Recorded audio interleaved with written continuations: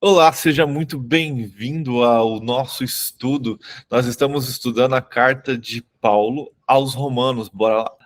A Ti, Senhor, nós somos gratos porque o Senhor nos ouve, tem cuidado de nós, o Senhor é maravilhoso.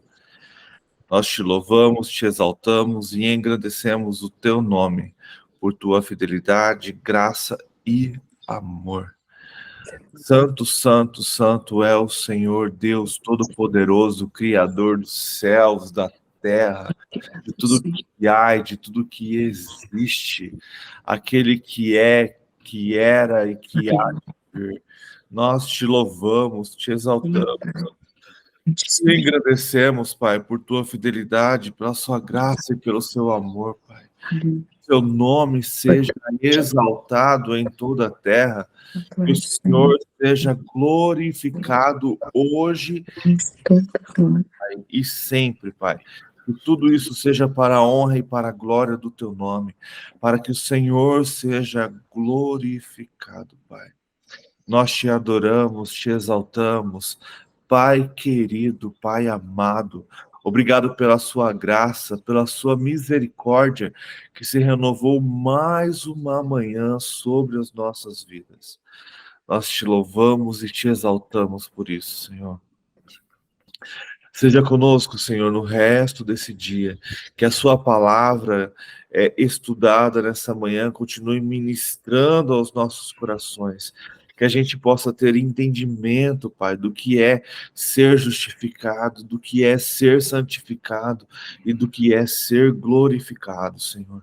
Que a gente possa ser justificado e viver uma busca eterna atrás da sua santidade, para termos intimidade contigo para todo sempre, para andarmos ao teu lado para todo sempre, porque, como disse os discípulos, para onde iremos, se só o Senhor tem a palavra de vida eterna? Nós te louvamos e te exaltamos, Pai. Peço, Espírito Santo, vem derramar os teus dons de conhecimento, sabedoria, fé, discernimento de espírito, para que a gente venha compreender a tua palavra e que esta palavra venha penetrar em nossos corações e nos trazer luz, trazer entendimento de tudo que o Senhor tem para nós, de tudo que o Senhor está preparando para nós. Não nos deixe, Senhor, de fora dos sinais e do que o Senhor está preparando para esses dias. Abra os nossos olhos, Senhor. Nos desperta para que possamos compreender os sinais que o Senhor está dando para esses dias, para que possamos ter uma vida segundo a tua vontade, segundo o teu querer, Senhor, para a honra e glória do teu santo nome, Pai.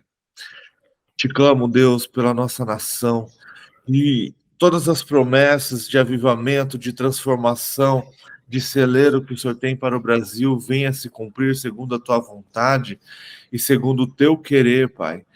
Que a sua igreja desperte, que as pessoas começam a prestar atenção nos sinais, começam a ver que o Senhor está voltando para a glória do teu santo nome, mas que precisa de uma igreja acordada para ministrar e levar o evangelho do reino às outras nações até os fim, Deus.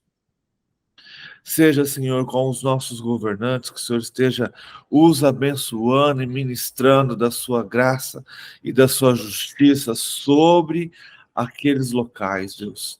Que aquilo que está escondido venha a ser revelado, que aquilo que está oculto venha a ser revelado para a honra e para a glória do teu santo nome, para tudo que o Senhor está preparando venha a se cumprir.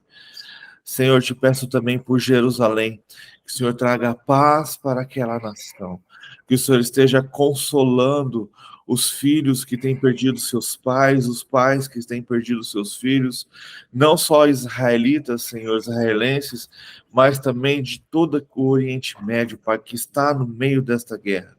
Que o Senhor venha estar consolando esses corações e que a sua justiça, a sua mão forte seja sobre aquele lugar, que os teus anjos possam estar ali protegendo aquelas pessoas, para que o seu nome seja glorificado, para que as pessoas vejam os sinais e elas entendam que há um Deus sobre Jerusalém, que há um Deus sobre Israel, e que aquele povo converta os seus corações a Jesus, ao Messias, a Yeshua, para que eles entendam que não há outro caminho sem ele.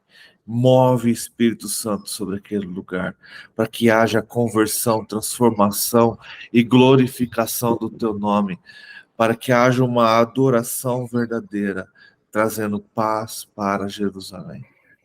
Mesmo que venha, depois de tudo isso, conflitos, que o cristão cresça, cresça, cresça cada vez mais na tua presença. Como a gente já tem estudado, Pai, nos ensina a buscá-lo cada vez mais para que possamos ter mais intimidade, relacionamento e maturidade contigo, Senhor. Perdoa, Pai, os nossos pecados que muitas vezes nos afastam de ti, Senhor. Nos ensina, Pai, também a perdoar aqueles que nos machucam, que nos ofendem, que também, segundo a tua palavra, nos afasta de ti.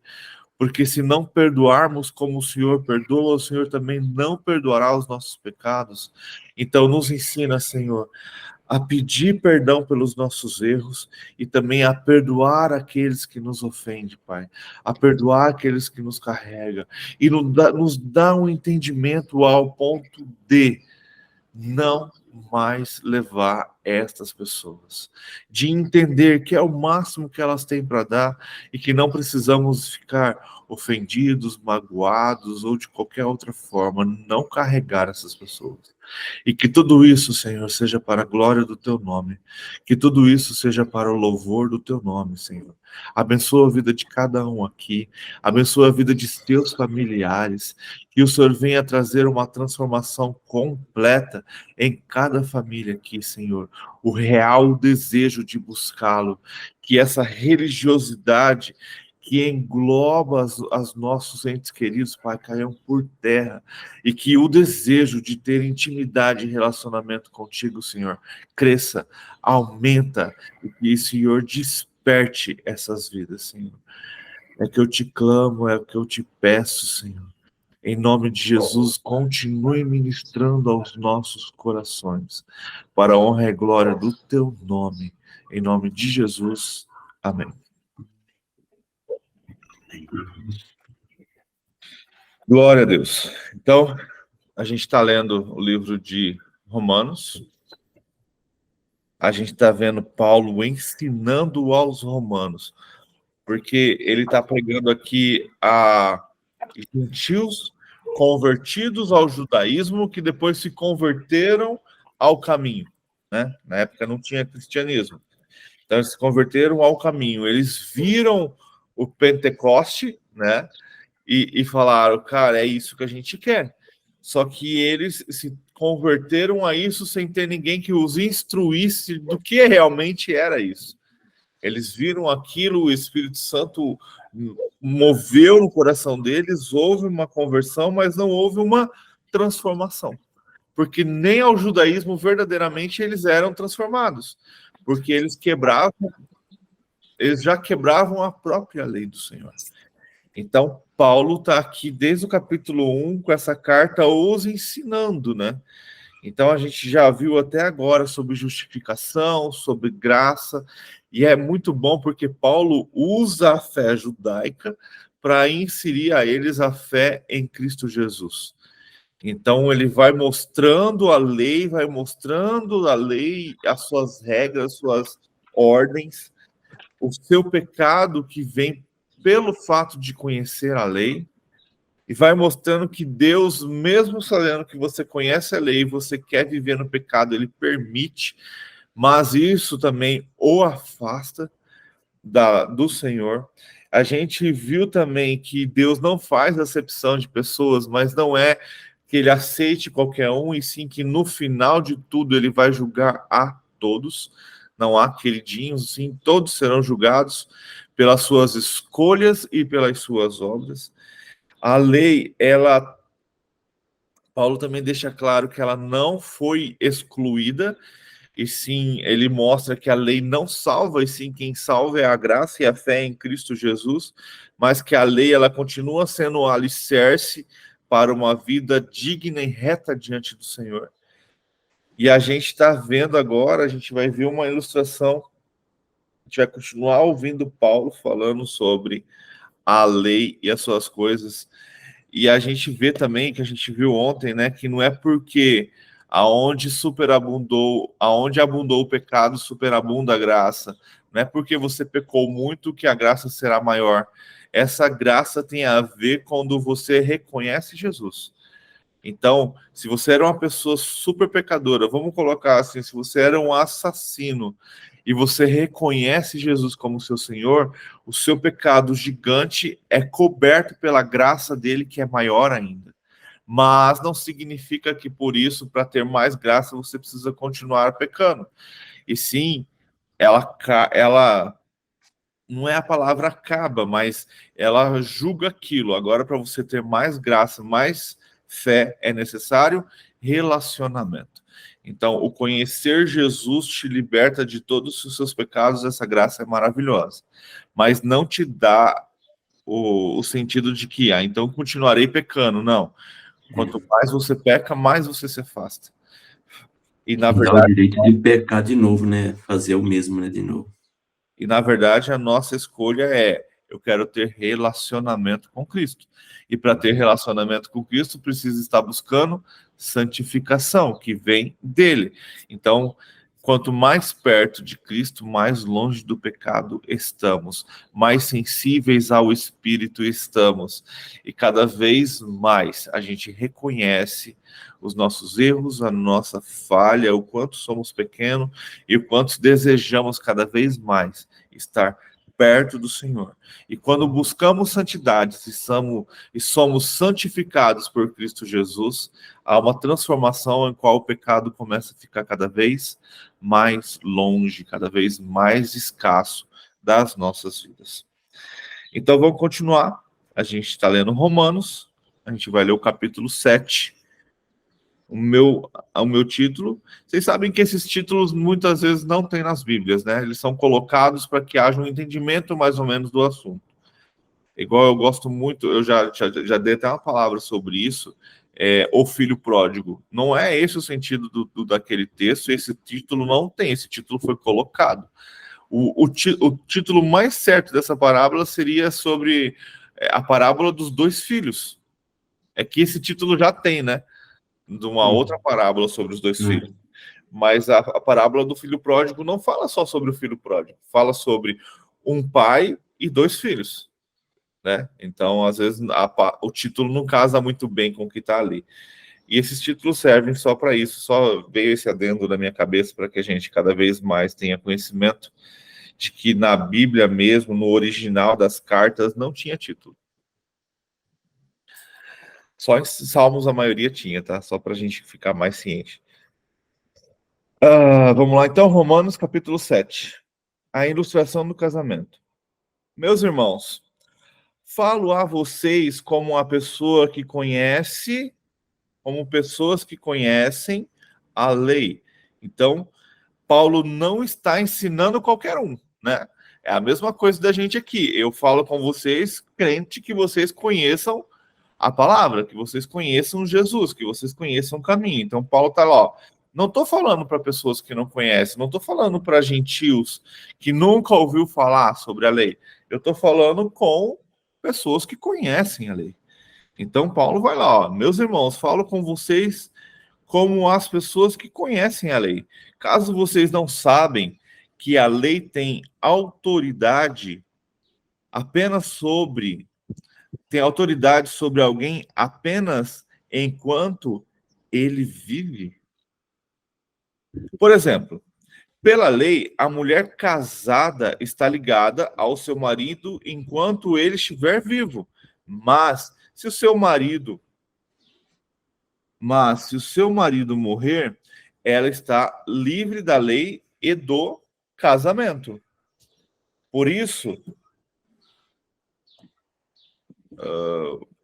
da lei e do casamento. Versículo 3. Por isso, se ela se casar com outro homem enquanto seu marido ainda estiver vivo, será considerada adúltera. Mas se seu marido morrer, ela está livre da lei. E mesmo que venha a se casar com outro homem, não será adúltera. Assim, meus irmãos, vocês também morreram para a lei, por meio do corpo de Cristo, para pertencerem a outro, aquele que ressuscitou dos mortos, a fim de que venhamos a dar fruto para Deus.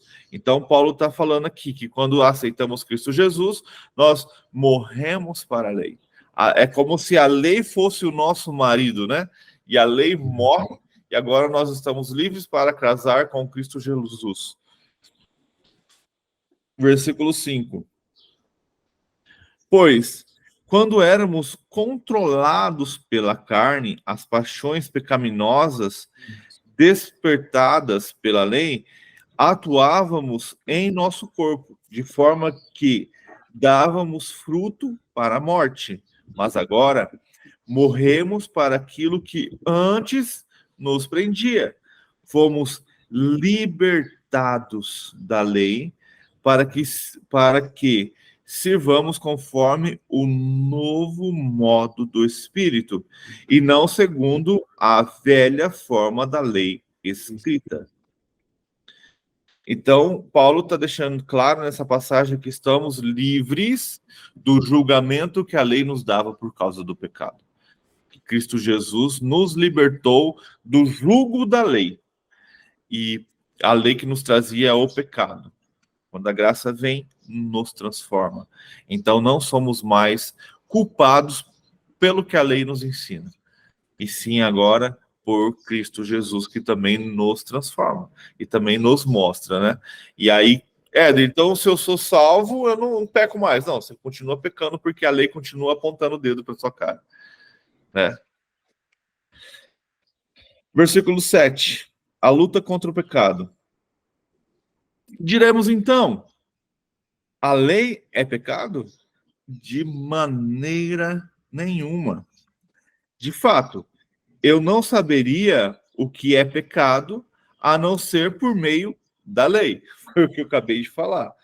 Pois, na realidade, eu não saberia o que é cobiça se a lei não dissesse: não cobiçarás. Mas o pecado,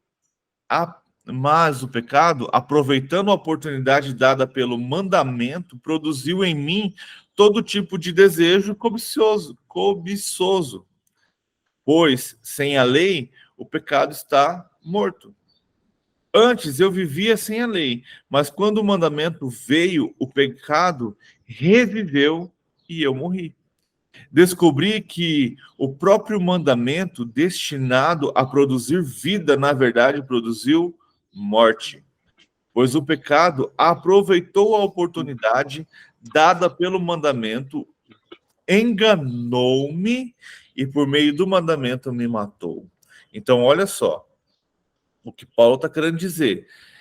Que Deus, quando deu a lei, ele deu a lei para que eles tivessem vida, né?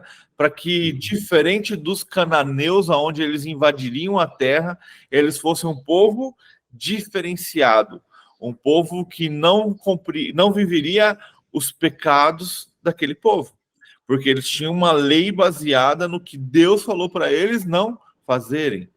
Mas o pecado vindo de Satanás, que é o mestre do engano, fez com que uma lei que traz vida se transformasse em morte. E Paulo deixa claro que é igual criança, né? Paulo está mostrando aqui que nós somos igual criança.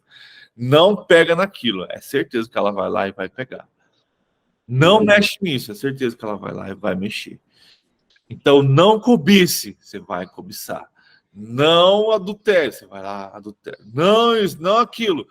A pessoa vai lá. Por quê? Porque o pecado trouxe este engano dentro do coração do homem. Porque o coração do homem já era pecaminoso. Então, como ele já vivia naquilo, agora com uma lei, aí ele fala assim, não, a consequência é a morte, mas quando eu vou morrer? Né? E aí a gente traz ali, por exemplo, igual Adão, quando Deus fala, quando comeres desse fruto, certamente morrerá. Mas Adão comeu do fruto e não morreu. A morte, na verdade, foi espiritual. O desencontro, o afastamento do Espírito Santo. E aí Deus está o tempo todo trabalhando para que isso volte. E aí Paulo, então, está deixando aqui, falando que a lei, ela é boa, mas ela faz com que o pecado aumente. Por isso precisamos andar em santidade, para que, em vez de usar a lei para pecarmos, a gente usar a lei para identificar os pecados e não cumpri-los. Eu estava achando bem confuso, mas está mais claro agora. E aqui eu vi assim, a lei em si não é má ou pecaminosa, mas uma de suas funções é revelar o pecado.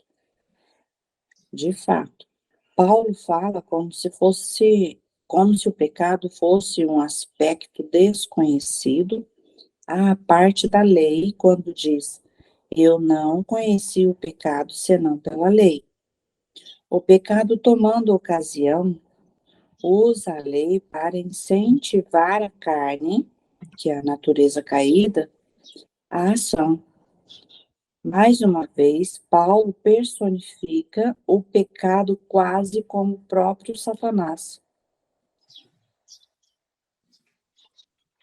Que é o cara que causa engano. Na verdade, se você parar para pensar, a maioria dos pecados, a gente não pode, eu ia fazer uma coisa errada, a gente não pode culpar o Satanás de tudo que a gente faz de errado também, né? Porque tem muitas coisas que são nossas escolhas.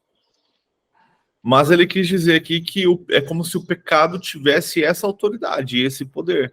É como se o pecado fosse realmente um ser que pega a lei, né? Pega a palavra do Senhor que é boa, distorce ela, causa um engano no seu coração para que você peque. Então é o que Paulo está deixando claro aqui. A lei, ela é boa. O problema somos nós, que pegamos a lei e quando fala não cobiçarás, né, que é o que ele está usando aqui de exemplo, parece que aquilo ativa algo dentro de nós para que a gente cobice o que não é nosso. E tem o pecado residente também, né? O pecado residente, ele torna impossível um relacionamento com Deus, que é baseado na obediência à lei, uma vez que ninguém pode cumprir as exigências da lei. Nossa. Essa ideia de pecado residente deve ser o pecado de estimação, né? Aquele que a gente não quer largar ele de jeito nenhum. Que está sempre ali, né? Vamos continuar então? Versículo 12. De fato, a lei é santa e o mandamento é santo, justo e bom. Então a gente tem aqui Paulo falando que a lei é santa, o mandamento é santo, é justo e bom, porque foi dado por Deus. E então, 13, o que é bom se tornou em morte para mim. Não. E então o que é bom se tornou morte para mim? De maneira nenhuma. Mas para o pecado se mostrasse como pecado, ele produziu morte em mim por meio do que era bom. De modo que, por meio do mandamento, ele se mostrasse extremamente pecaminoso. Sabendo que a lei é espiritual, eu, contudo, não sou, pois fui vendido como escravo ao pecado. Não entendo o que faço, pois não faço o que desejo, mas o que odeio. E se faço o que não desejo, admito que a lei é boa. Neste caso, não sou mais eu quem o faz, mas o pecado que habita em mim. Sei que nada de bom habita em mim, isto é, em minha carne, porque tenho o desejo de fazer o que é bom, mas não consigo realizá-lo. Pois o que faço não é o bem que desejo, mas o mal que não quero fazer. Esse eu continuo fazendo. Ora, se faço o que não quero, já não sou eu quem o faz, mas o pecado que habita em mim. Então, Paulo está deixando bem claro que quando não temos, pelo menos é isso que eu estou entendendo, que quando não temos a graça de Jesus e o Espírito Santo em nós, nós deixamos a carne governar o nosso ser. A nossa alma não deseja. Então ele fala, eu não desejo, mas o pecado que habita em mim, na minha carne, é mais forte do que eu, então eu faço. Lembra que o jejum ele serve para quê? Para mortificar a carne, para colocar ela no seu devido lugar. Por isso Então, que é difícil fazer o jejum, porque eu não faço bem, ele faz bem, né, sim. Então, O que acontece? Paulo está falando aqui, olha, a minha alma, o meu ser, deseja fazer o que é bom, deseja fazer o que é reto, deseja fazer o que é certo. Mas por tanto tempo na minha vida eu alimentei a minha carne que ela é muito mais forte do que o meu desejo, do que a minha alma, do que a parte boa em mim. Então é aquele negócio, quem você está alimentando? E aí Paulo está falando aqui. Então, o que acontece? O que eu não quero, eu faço. Porque o que habita em mim é muito mais forte do que eu. Por isso que quando aceitamos a Cristo, o Espírito Santo começa a fazer uma limpeza em nós. E por isso que quanto mais santificados estamos, quanto mais relacionamentos temos, quanto mais buscamos ao Senhor, quanto mais conhecemos a palavra, o que a gente percebe? Que o pecado já não manda mais em nós. 21. Assim, encontro esta lei, assim encontro esta lei que atua em mim. Quando quero fazer o bem, o mal está junto a mim. No íntimo do meu ser, tenho prazer na lei de Deus, mas vejo outra lei atuando nos membros do meu corpo, guerreando contra a lei da minha mente. Olha só, o nosso corpo guerreando contra a lei da mente. Então eu conheço a lei, eu sei o que é errado, tá aqui, tá gravado, mas o meu corpo deseja fazer o que é o contrário, tornando-me prisioneiro da lei do pecado que atua em meus membros. Miserável homem que sou. Quem me libertará? Quem me libertará do corpo sujeito a esta morte? Graças a Deus por Jesus Cristo, nosso Senhor. De modo que, com a mente, eu próprio sou escravo da lei de Deus, mas com a carne, da lei e do pecado. Então, a minha mente é escrava do Senhor, mas a minha carne é escrava do pecado. Por isso que precisamos colocar ela no lugar todos os dias. Todos os dias precisamos o quê? Então, mortificar a nossa carne. Mostrar que, na verdade, quem manda, quem tem domínio sobre a sua carne, sobre os seus desejos carnais. Você tem que impor controle sobre ela. Mas como, Éder? Em Cristo Jesus.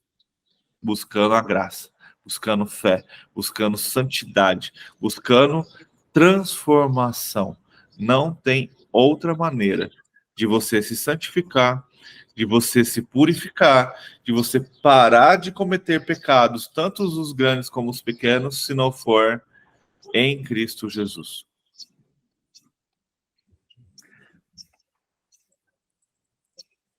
Fechou? Aqui nesse meu livro aqui de apoio de estudo, ele traz assim, né? Na verdade é um resumão, né, desse capítulo.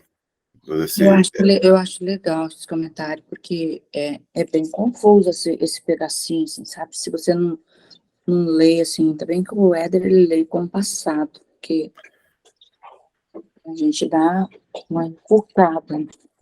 Ele vai dando uma embolada, né? aqui ele traz assim, né? Ele traz assim: a lei governou os judeus e, por extensão, todas as pessoas no antigo regime da história da salvação. Ela regulou o relacionamento na aliança entre Deus e seu povo, e por ela exigir obediência sem dar o poder de obedecer, teve o efeito de prender o povo sob o poder do pecado e da morte.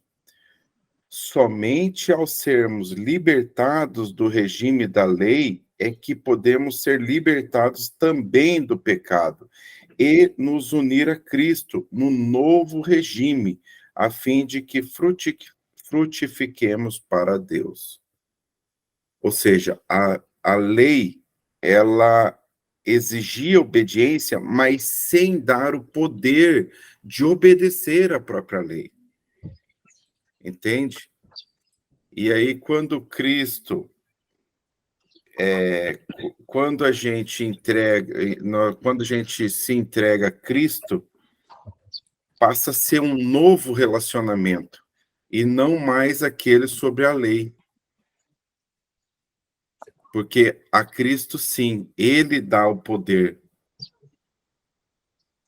de obediência ao que ele, vamos dizer assim, ao que ele pede, né? A uma nova vida, vamos dizer assim.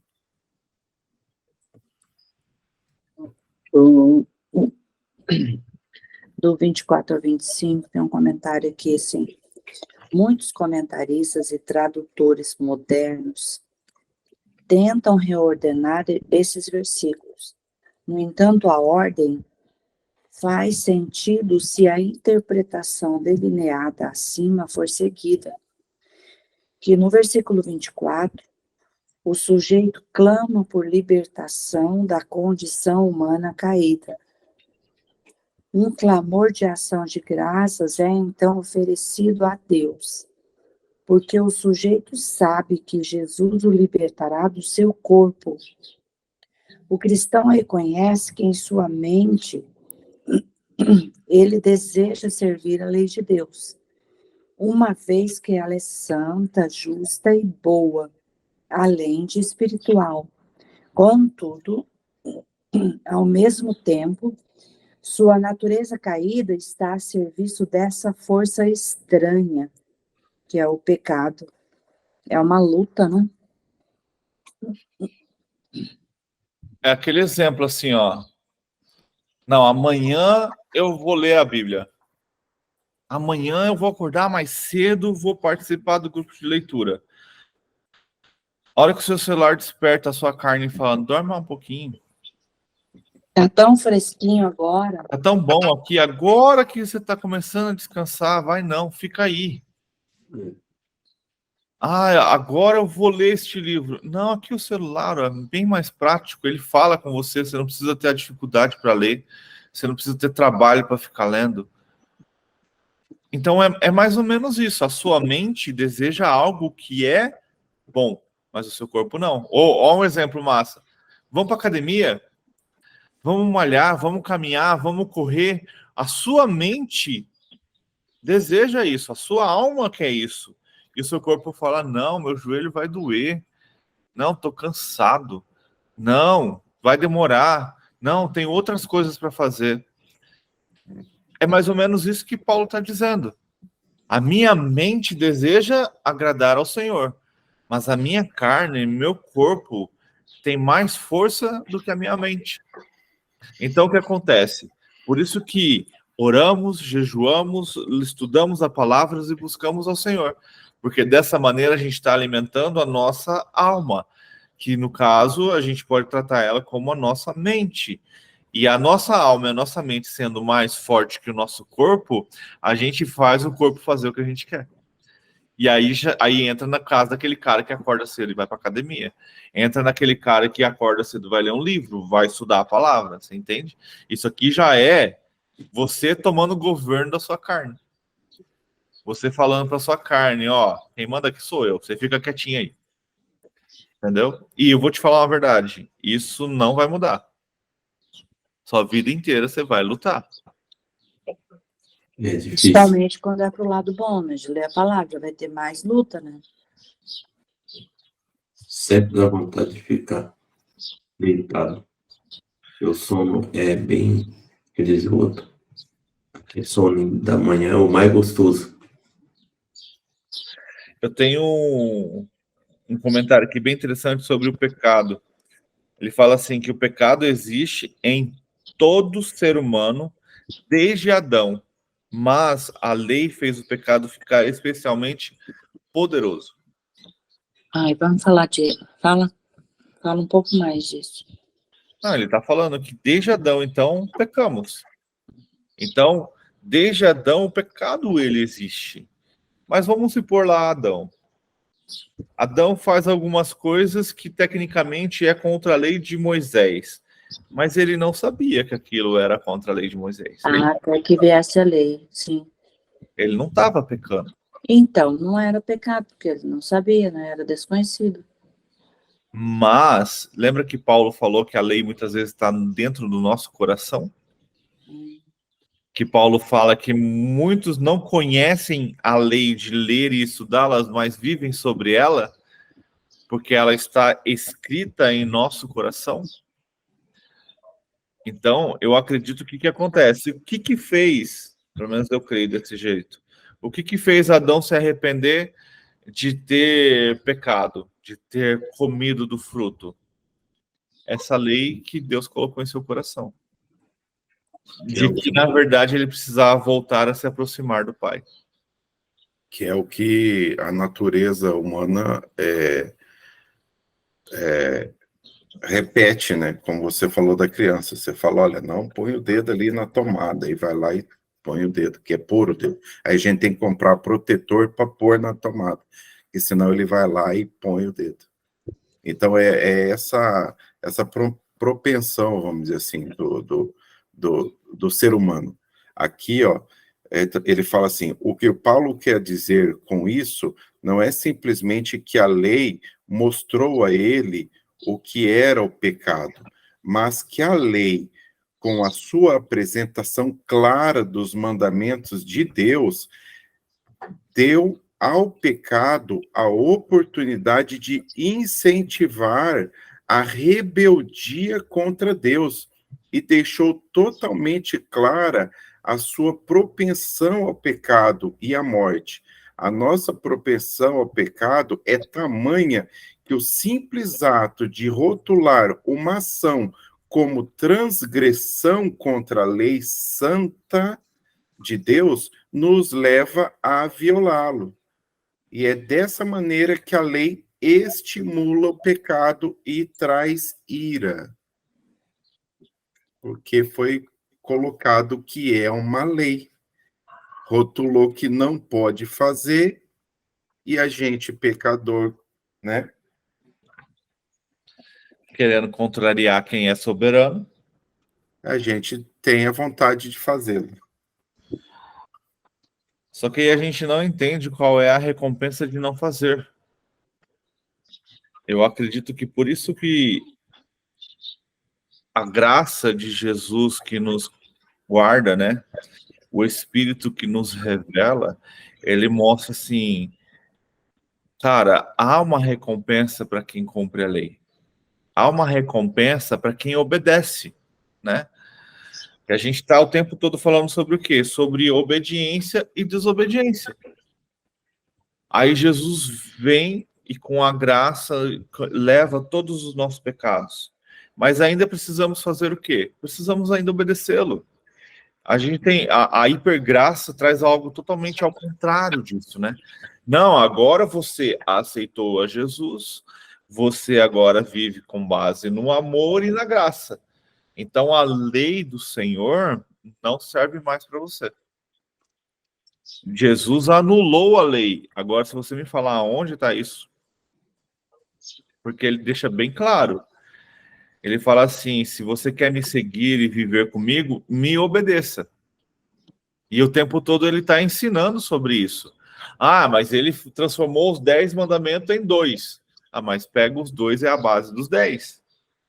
Ame a Deus sobre todas as coisas. Então, se você ama a Deus sobre todas as coisas, você não cria ídolo, você não idolatra outro Deus, você não o trai, entendeu?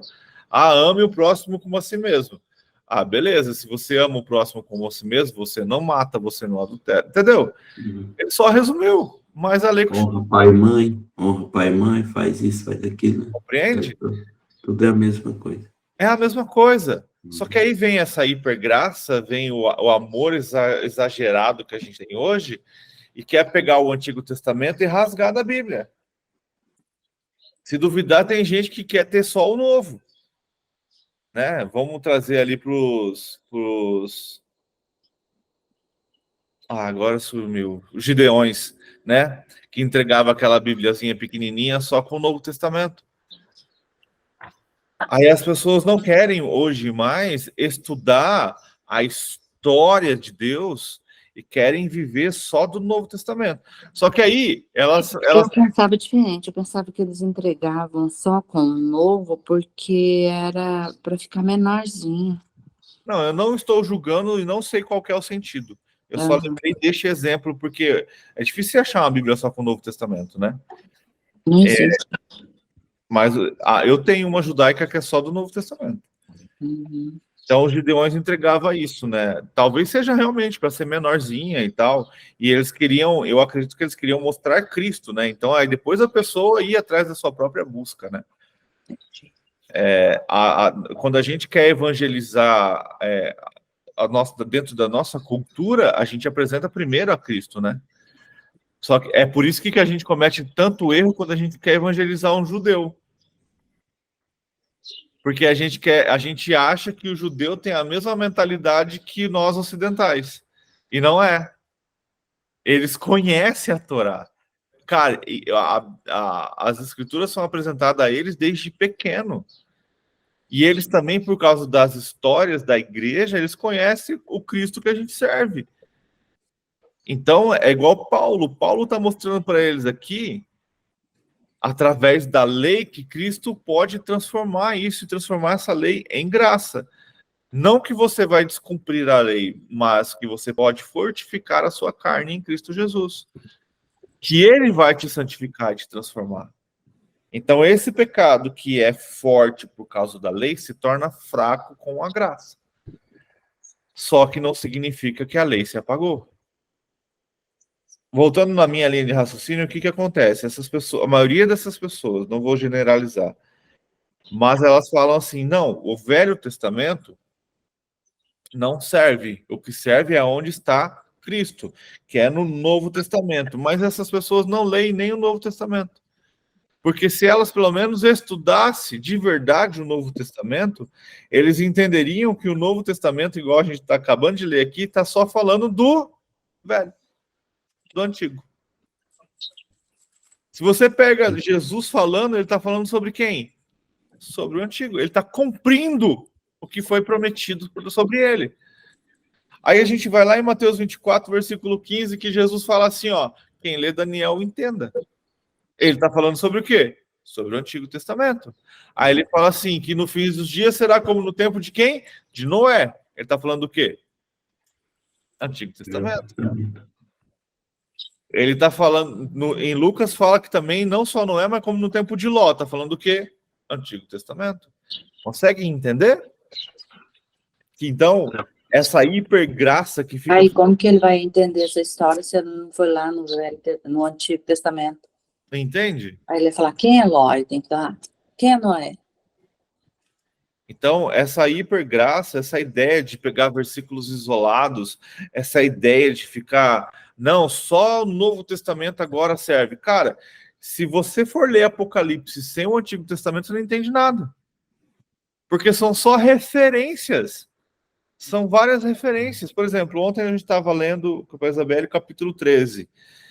E lá fala sobre a besta que sai do mar, que tem corpo de leopardo, cabeça de leão e patas de urso.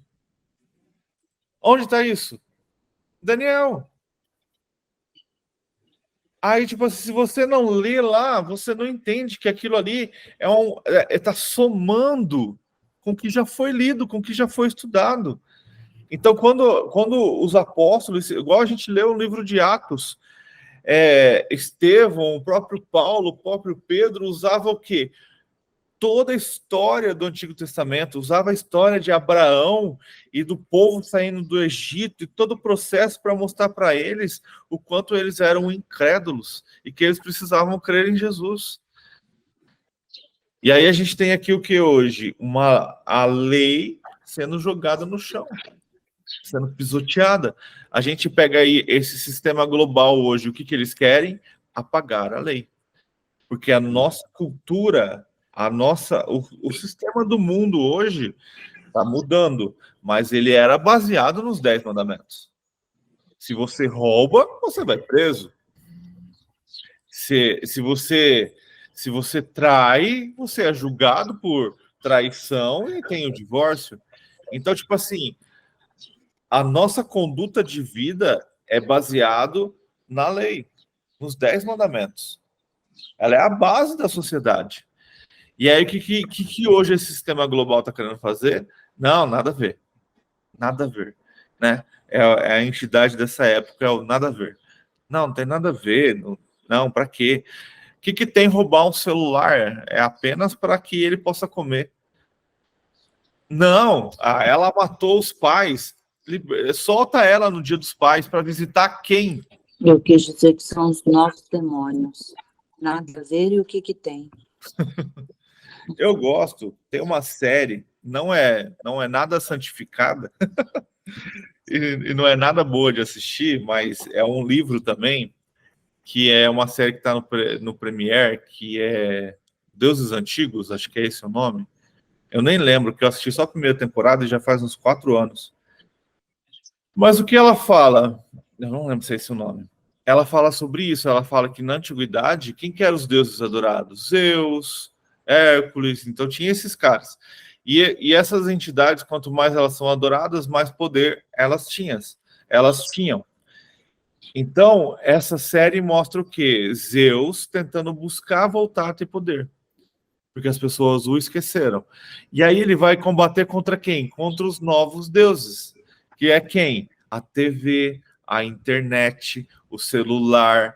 Entende? Então, tudo aquilo que te afasta do Senhor se torna um Deus na sua vida. Cara, e é muito legal quando ele vai apresentar na série a TV, né? A TV. É uma mulher, né? É uma deusa. E aí começa mostrando aquela caixotinha pequenininha. E aí aquilo vai ganhando cor, vai ganhando vida, vai aumentando, vai trazendo mais nitidez. E aí vai mostrando como isso foi dominando. Só que mostra ela também ainda tendo poder, mas começando a perder seu poder para o Deus da internet, que é um gurizão jovem dentro de um carro, porque é o mais novo. E hoje com todo o poder, porque hoje está todo mundo no celular, na internet. Então ele vai mostrando isso, quanto o pecado vai mudando. O pecado... Mostrando quem vai dominar mais ali. Mostrando quem vai dominar mais a maioria, né? Foi crescendo e ficando poderoso. E aí mostra o quanto o pecado que esse povo cometia naquela época é diferente dos de hoje. Mas hoje ainda o povo faz o que eles faziam? Sim, mas você não vê publicamente alguém sacrificando um bebê para um Deus. Mas você vê uma mãe indo numa clínica de aborto. Dá quase na mesma. Você entende? Ela está fazendo isso consciente? Não. Mas a carne, o pecado que fala para não matar, está lá matando alguém que está vivo. Consegue entender o quanto o pecado ainda é o mesmo, mas mudou? Ficou bonitinho? Ficou florido? Não tem nada a ver. O seu corpo, suas regras. Acho que a pessoa que faz aborto, ela não vai em sã consciência. Não é possível. Não vou entrar nessa discussão, porque eu não sei, de verdade. Para mim, não sei.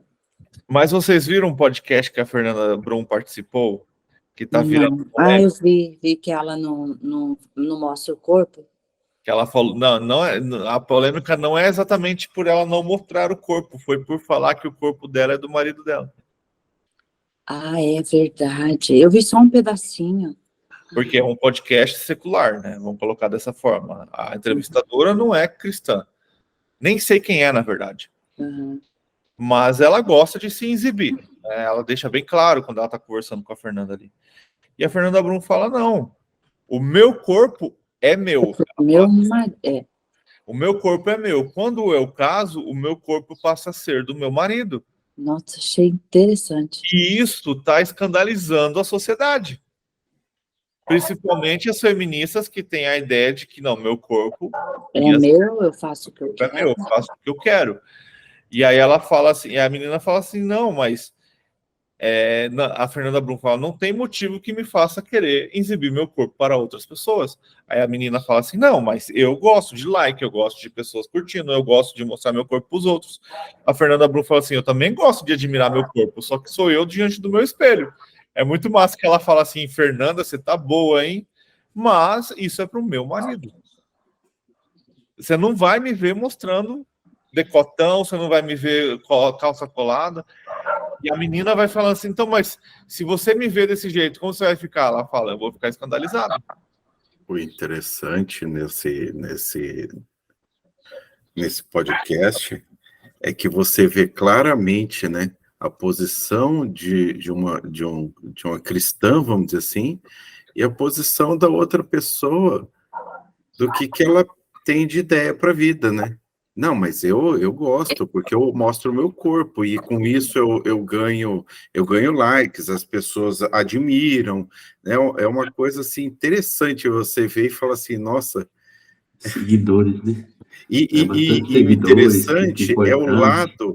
o interessante é o lado da entrevistadora, meio que querendo assim, como se estivesse querendo convencer que aquela visão dela é uma visão boa, que não tem nada a ver. Fala, não, mas Que é a tem mais nada a ver, certa a né? seguir. É bem. Aí eu gosto de ir pro comentário. Fui lá pro comentário e tem cada coisa. Aí já tem a pessoa, então ela não vai pra praia, curtir a natureza que Deus fez. Como que ela vai? E o pessoal aí já vem, outros já falam assim, não, ela não vai lá para se aparecer, lá ela vai, não é como tá postando uma foto seminua para ganhar curtida. E outra, vai pra praia, vai como? De maiô, vai com short. Você entendeu? O engraçado é que esse pessoal fala assim, mas só pode falar a questão, né, de que ela fala assim, meu corpo é do meu marido. Não, mas isso não pode, porque o corpo é seu, você faz o que você quiser. Então, ela tá querendo que o corpo dela seja do marido. Mas aí não pode. Igual vocês já Você perceberam tem que liberdade de escolha desde que a escolha seja dentro daquilo que eles imaginam como sendo certo.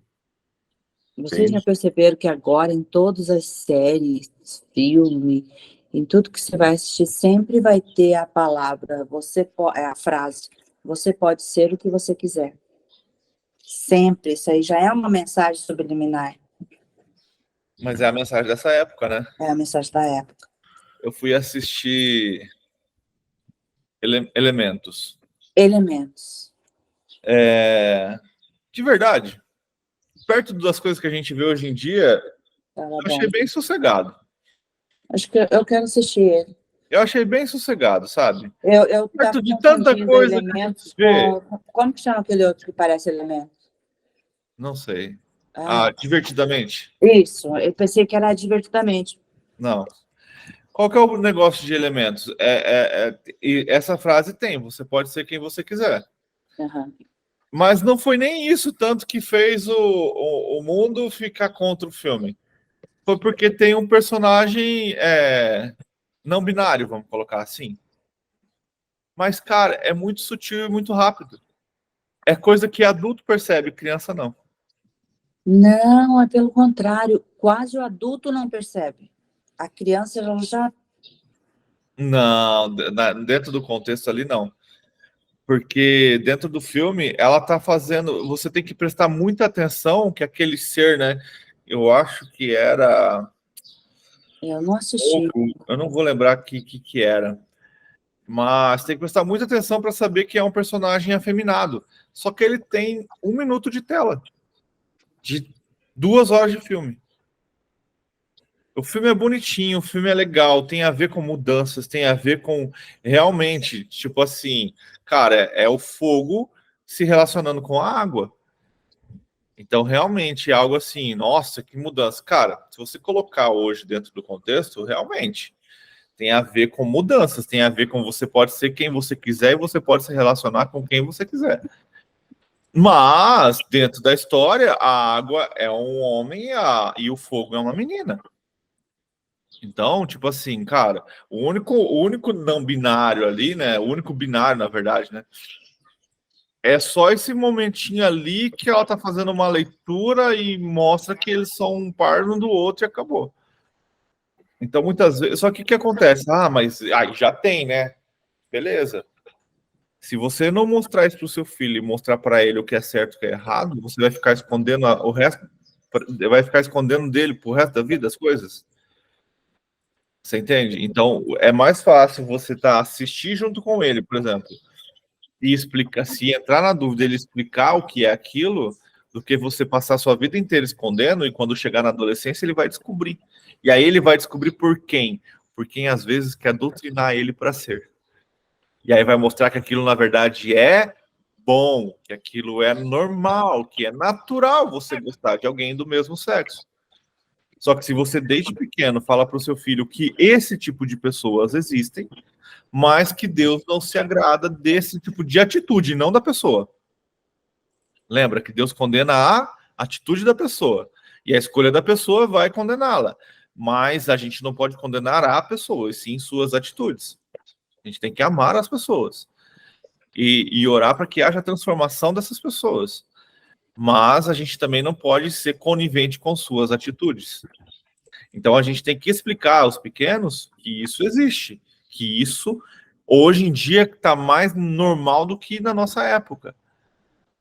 E que isso vai ser jogado, velho, na cara deles o tempo todo, principalmente hoje nas escolas. Quando eu ia para a escola, raramente você via menina andando de mão dada com outra menina, abraçada com outra menina, ou então o menino, ele podia até ser um pouco afeminado. Não, pelo contrário, no meu tempo nós andávamos de mão dada, mas não tinha nada a ver, era amizade. Mas era amizade. Eu ia chegar nesse ponto. Mas era amizade. Hoje você sabe que não é mais por causa de uma amizade. Sim, hoje não pode ser mais, andar de mão dada, porque vai confundir. Entendeu? Eu lembro, isso não era preconceito, mas a gente acabava tendo essa brincadeira que acabava sendo um preconceito. Se a gente via 2 meninas de mão dada, a gente perguntava se elas estavam namorando. A gente brincava. E elas ficavam bravas. Hoje, se você faz isso, você vai preso se brincar. Ou então vai receber um na cara, sim. Por quê? Tem algum problema? Você entende? Então, mais isso daí. Acontece mais isso daí mesmo. A sociedade mudou. E principalmente, pelo menos eu vejo isso muito na escola, que a Márcia dá aula e a Isabela estuda. Você vê, eu, por exemplo, quando a gente vai nas festas, essas coisas, a gente vê os meninos brincando realmente com amizade. Você percebe que tá um pulando nas costas do outro, empurrando, coisa de moleque, né? Mas dificilmente você vê um menino mais afeminado. Principalmente porque é uma região mais, como que eu vou dizer? Ali é mais periferia, né? Uma região mais pobre. E é uma região que ou o menino é menino ou ele tá ferrado. Já as meninas não. Você já começa a ver as meninas andando de mão dada, abraçadinho, como se fosse um casal. Então, tipo, cara, se você não educa seus filhos dentro de casa e mostra a realidade do mundo lá fora, eles vão aprender na onde? No mundo lá fora. E aí eles vão aprender sem a sua base, sem o seu ensinamento, sem a sua cultura.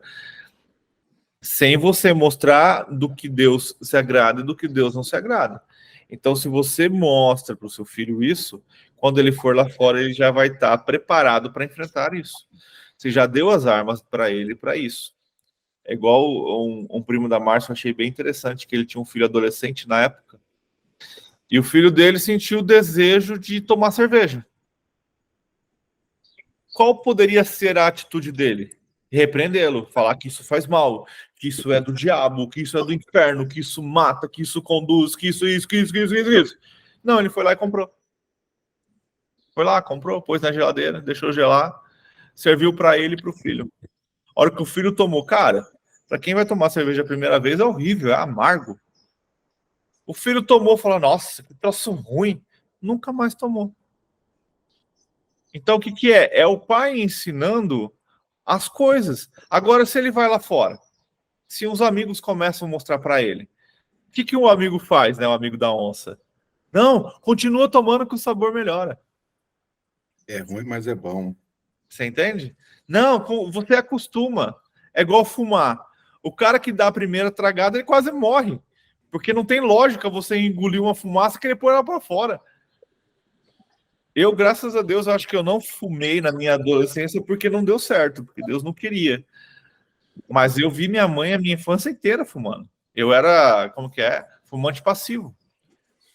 Mas a primeira vez que eu peguei um cigarro na mão para me achar, porque para mim aquilo era, eu estava me achando como um adolescente rebelde, né? E eu dei 2 tragadas para nunca mais querer trazer aquele troço para dentro de mim, cara, porque é muito ruim. Eu quase morri engasgado. Só que acontece, quando você vai vendo, você, a hora que você vê, você tá no meio do vício e não consegue mais sair. Por quê? Porque ninguém dentro da sua casa te ensinou o que era correto, o que era certo, por que isso faz mal. Mas o diabo é tão sujo que agora eles inventaram cigarro de sabor. Meu Deus. Não é nem mais um cigarro, né? Um pendrive. Você fica chupando. Ai, Jesus amado. Cigarro eletrônico. Meu Deus do céu. E que é pior que o cigarro, né? Ah, eu nem sei, nem fui atrás. Agora, o engraçado é o seguinte, né? Como que são as coisas? Eu parei de beber, tem mais de beber cerveja, aí depois eu completei. Mas eu parei tem mais de 22 anos. Quando eu parei de beber cerveja, mas olha, foram anos até a família entender que eu não bebia mais. Eles ficam oferecendo toda ficava hora, oferecendo, então não quer. Ah, mas você não bebe, mas não bebe mesmo, deixou mesmo.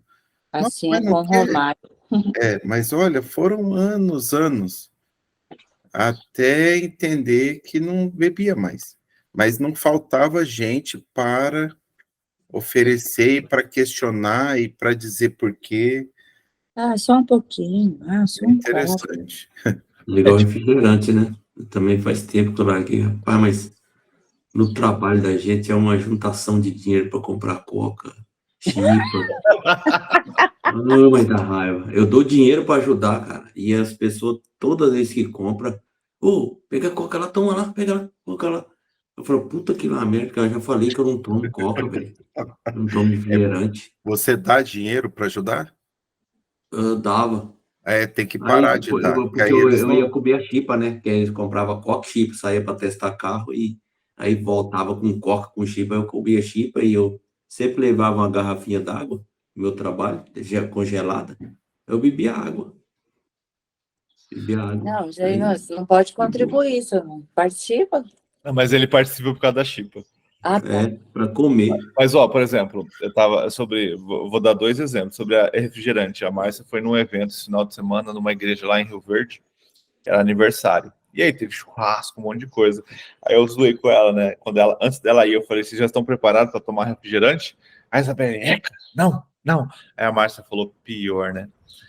Aí a hora que eles chegaram ontem, eu falei, e aí, tomou muito refrigerante? Ela falou, só tinha refrigerante.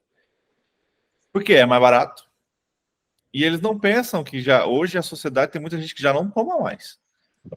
Então serve uma água, pô. Nem água, é engraçado, eles acham a água cara, mas compra refrigerante. Serve uma água. Nem que seja da torneira, então. Pega uns galão desse aqui, ó, enche d'água lá e deixa pro cara. Pois é. Acabou. Desde que esteja gelado, a pessoa não vai ligar se é da torneira ou não. Uhum. Mas não, só refrigerante. Eu falei, ainda bem que eu não fui. Aí, Deixa eu ver se eu lembro do outro. Agora eu esqueci o outro, porque veio uma outra memória. A gente vai ter uma confraternização da escola, né? E o povo fui lá buscar a Isabelle ontem, o povo estava conversando sobre isso. E, tipo, vai ser servido refrigerante, água e suco. E quem quiser levar a bebida alcoólica, cada um vai levar o seu, né?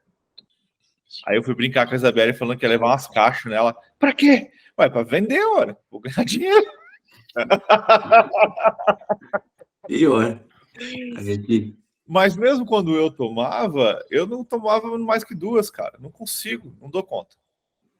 Mas eu falei, vou comprar uns fardos de água com gás e levar para tomar, porque o lugar eu sei que não serve água com gás. E eu gosto.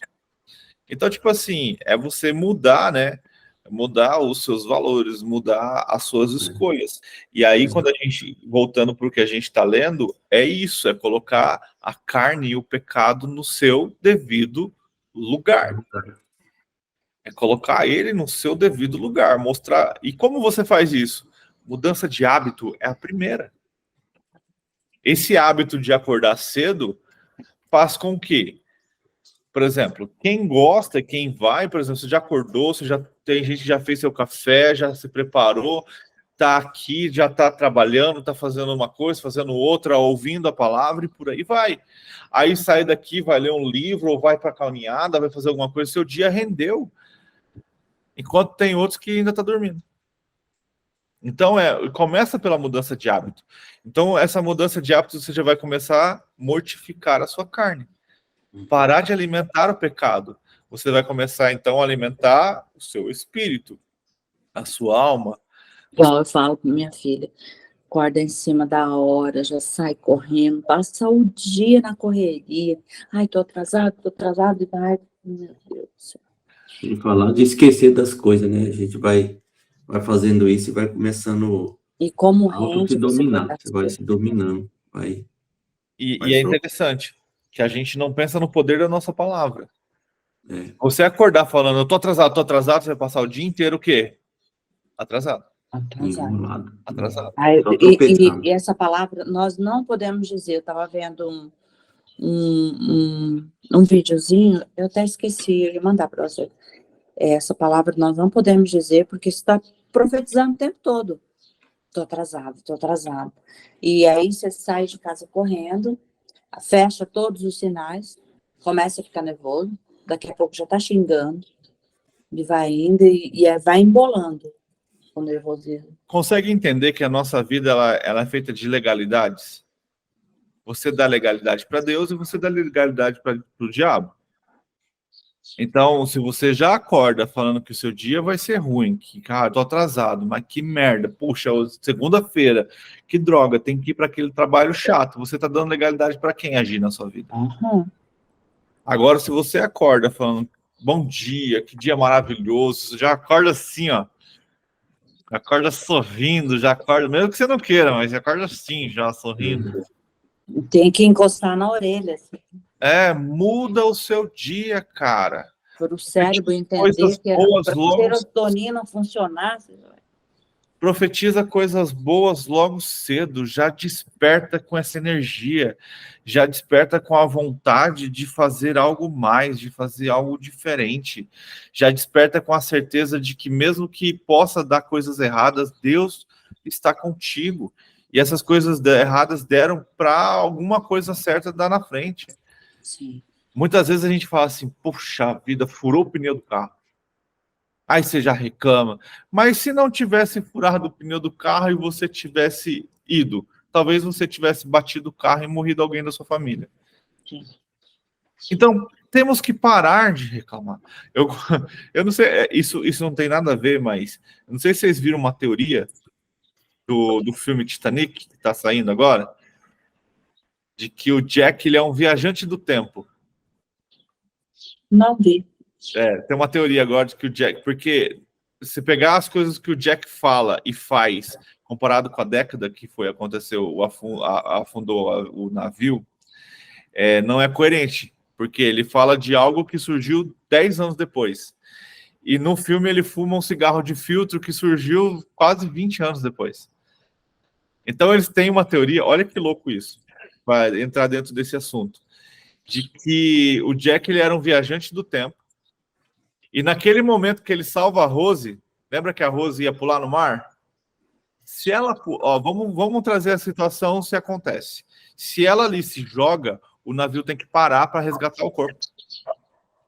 Se o navio para resgatar o corpo, lá na frente ele não teria batido no iceberg.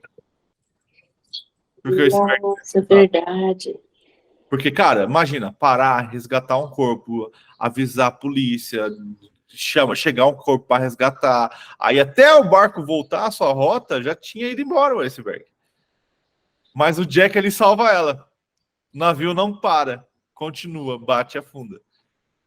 Então, nossa, é verdade. É um cara do futuro que veio para afundar o navio. O que eu quero dizer com isso? Então, muitas vezes as nossas escolhas, algo que deu errado no nosso dia a dia, pode ser para nos livrar de algo que a gente nem imagina. É verdade. Então, se aquilo tivesse dado, se tudo tivesse dado certo, lá na frente, algo muito maior do que um probleminha que teria acontecido. Então, em vez daquelas centenas de mortes, seria apenas uma. É interessante essa questão do reclamar, né? Porque você não percebe como que você é até o dia que você entende as coisas e passa a ver o mundo de uma outra maneira. E hoje em dia eu olho e falo, nossa, mas como que fulano, né, assim, pessoas da nossa família falam, mas como que reclama tanto, né? Como que reclama tanto? Aí eu fico pensando, falo, puxa, eu penso que eu também reclamava.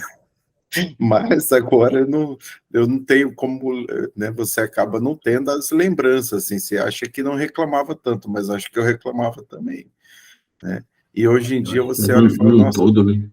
e é uma reclamação que não tem lógica, não tem por que reclamar, reclama por tudo, por qualquer coisa.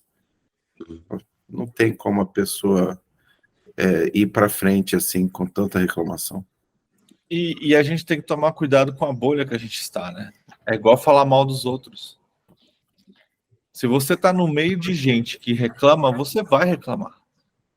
Se você está no meio de gente que começa a falar mal dos outros, se você não controla a sua carne, a sua língua, você vai começar a falar mal daquela pessoa também. Essa é a mesa, como que é? Dos escarnecedores? Entende? Mas, então não devo sentar nela? Deve, mas você deve ser luz. Você deve mostrar que você é mostrar a diferença. Entendeu? Aprenda a ser luz no meio da escuridão. Quando fala para não sentar, é quando você não tem domínio próprio. Não, quando eu falo para você não sentar, você precisa ser luz na escuridão. Mas para você ser luz na escuridão, sua lamparina tem que estar cheia de azeite. E tem que ser forte, hein? Tem que ser forte. Nossa. Tem que ser forte.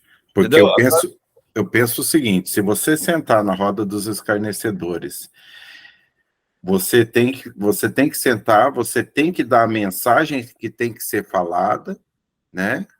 E a partir do momento que a sua mensagem já foi falada, você está ali, e aí começam a zombar e a forçar a barra, aí é a hora de se levantar e ir embora. Ali já venceu a sua estadia ali. E você sabe o que é a luz na escuridão, né? A luz no meio da escuridão, ela incomoda. Chega no meio, pega um lugar todo escuro assim, fica no escuro e de repente você acende um lampião. O que seu eu já vi uma pessoa no seu quarto, o seu olho vai incomodar. Então a luz forte, ela no meio da escuridão, ela tem que incomodar. Só que tem que tomar cuidado para sua luz não começar a se apagar e seus olhos sozinho vai se acomodando, vai se ambientando a escuridão. E a hora que você vê, você está no meio da escuridão. É interessante quando uma pessoa fala assim, vem aqui, vou te contar uma coisa. Não, mas conta aqui. Não, a Beth está aí.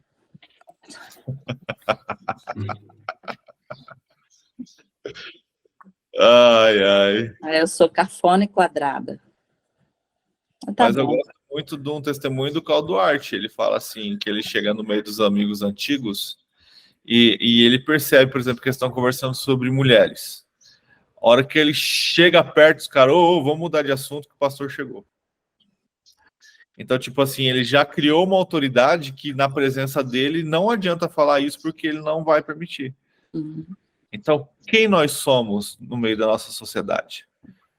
Quando a gente chega, as pessoas nos respeitam ou zombam de nós? No início é zombaria, mas chega um momento que eles vão começar a respeitar. Ou então você esquece aquele núcleo e vai viver em outro. Você já não vai mais aparecer naquele lugar ali, que é onde você chega, repele, algo de bom ou de ruim tem. É As necessário pessoas mudar. estão no escuro e você chega lá como se fosse uma luz, você já repele neles e fala assim, ó, nós tá aqui no meio do escuro, tem uma luz ali, ó. Aí os caras já ficam meio assim, ou vai dar coisa boa, ou vai repelir. Sacode a poeira e parte para outro lugar. E a gente tem uma carência que às vezes a gente não quer mudar de grupo. A gente, mas eu gosto tanto daquelas pessoas, a pessoa tá te fazendo mal, tá te prejudicando, mas eu gosto tanto dela. Cara, a palavra certa é uma palavra feia. Entendeu? Mas às vezes muito útil. O Duarte manda de falar, dane-se. Mas não tem a mesma força, sabe? Não tem. Não tem o mesmo impacto, não tem o mesmo escandalizar do coração das pessoas do que falar o F, tá ligado? Então, cara, manda pra Júpiter e vai vir. Tem tantas pessoas no mundo, cara, que vão te fazer bem. Você continua querendo andar com aquela pessoa que só te puxa para baixo. Esse dia eu tinha um vizinho, só concluindo, Diego, já deixa eu falar. Eu tinha um vizinho, cara, na minha adolescência, que, velho, o cara só me puxava para baixo. Hoje eu não tenho mais convívio com ele, mas eu fui ver, curti um vídeo que eu postei no TikTok. E eu fui ver o perfil dele. Cara, todas as fotos dele assim, ó. Não tem uma foto sorrindo. Você percebe que não há alegria nos olhos da pessoa.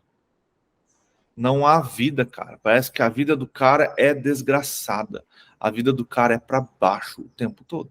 Mas são o quê? Escolhas.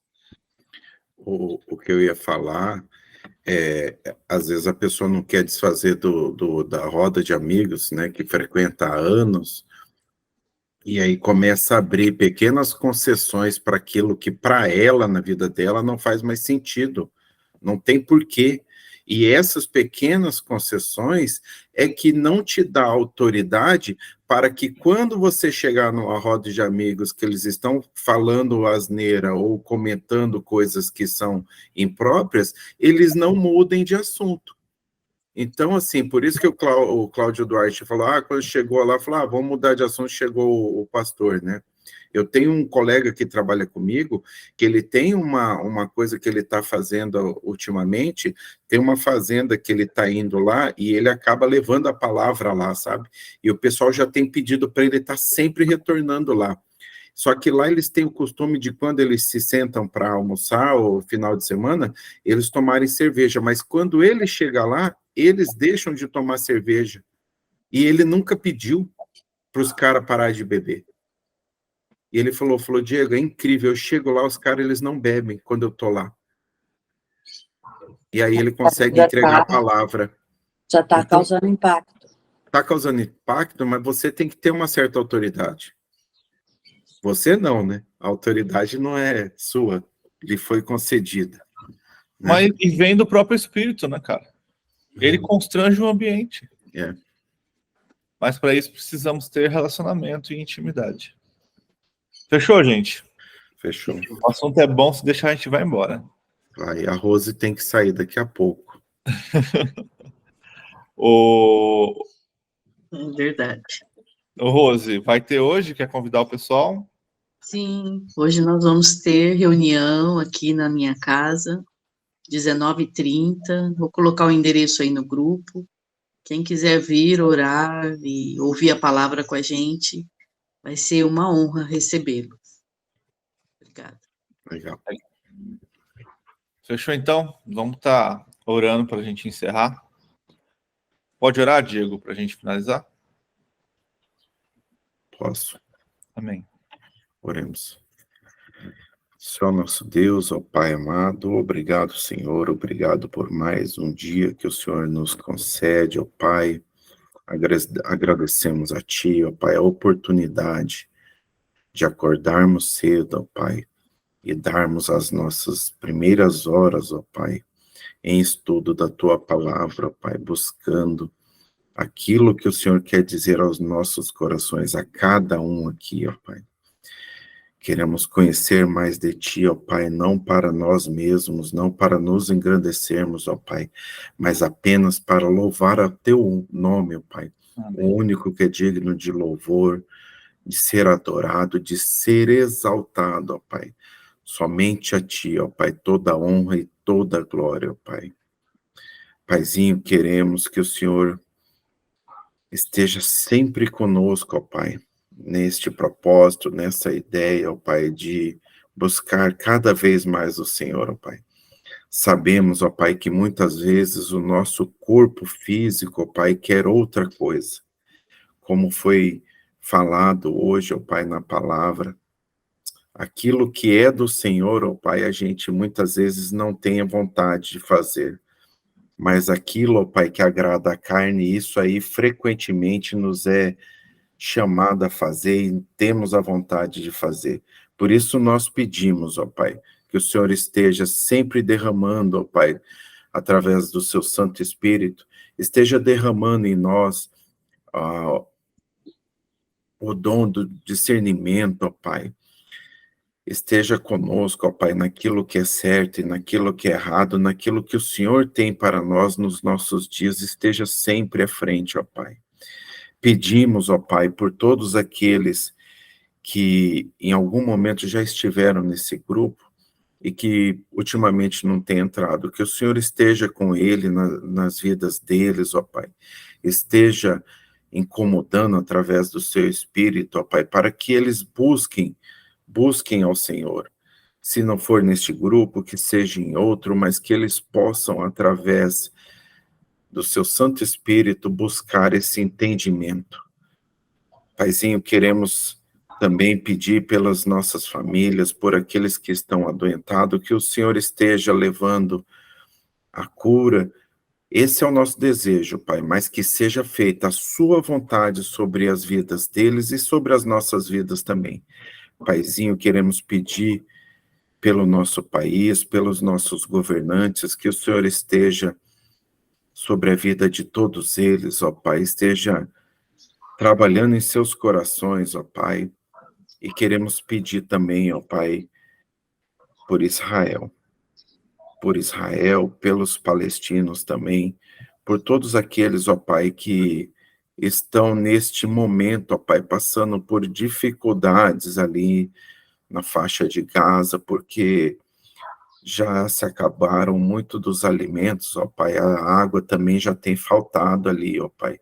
Que o Senhor esteja com todos aqueles que não têm nada a ver com essa guerra, que o Senhor esteja de forma sobrenatural, ó Pai, permitindo que eles enxerguem que somente Tu é o Deus, ó Pai, todo-poderoso, que somente o Senhor, ó Pai, é aquele que sacia todo e qualquer tipo, ó Pai, de fome, qualquer tipo de sede, ó Pai. Que o Senhor possa estar ali com eles também, ó Pai. Esteja nos corações daqueles que estão executando essa guerra, que o Senhor possa, ó Pai, falar aos corações deles, ó Pai. E que seja feita, ó Pai, a Tua vontade ali naquela região, ó Pai. Paizinho, ser conosco nessa semana, ó Pai, e nós agradecemos, ó Pai, porque o Senhor tem nos sustentado, tem sustentado as nossas famílias e tem sustentado esse grupo, ó Pai. Ser conosco no dia de hoje, ó Pai, nós oramos e agradecemos, ó Pai, em nome do Seu Filho amado, Jesus Cristo. Amém. E assim a gente finaliza mais uma leitura, e é maravilhoso, cara, a gente começar a identificar o que Paulo tem dito aos romanos, porque eram judeus conhecedores da lei, né? E como às vezes a gente fica assim, conhecedores da palavra, conhecedores de Cristo, mas não vivemos segundo a sua vontade e o seu querer. Então, que possamos aprender, né? Com Paulo, com a sua carta, com o que ele tem ensinado aos romanos, e que cada vez mais possamos desejar conhecer mais da palavra de Deus.